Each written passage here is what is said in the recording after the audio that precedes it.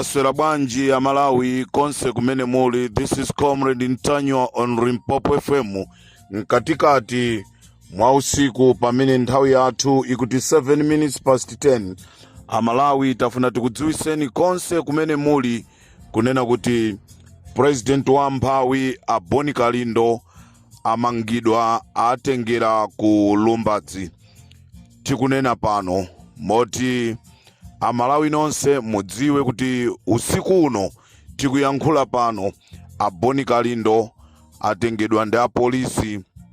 Nkhani yake ndi nkhani yokhuzana ndi audio imene akuti atulusa. Ndizomvesa chisoni kwambiri audio imene anayankhula kunena kuti IUTM asavomereze kutenga udindo wina uli ulonse ngati akusankhidwa ndi IMCP. Asire IMCP kuti aendese dzikoli, amalizise kumene kwasalaku, asakonde IUTM chifukwa chonoti Malemu Chilima watisiya. Tikuyankhula pano Boni Kalindo ali m'manja mwa polisi.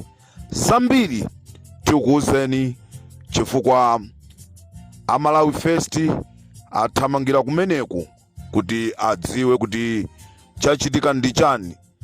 Ndithu koma chigawo chakumadzulo kuno Amalawi pamene tikugona dziwani kuti Boni Kalindo agwidwa ali m'manja mwa apolisi chigawo chakumadzulo kuno. This is Comrade Ntanywa on Limpopo FM.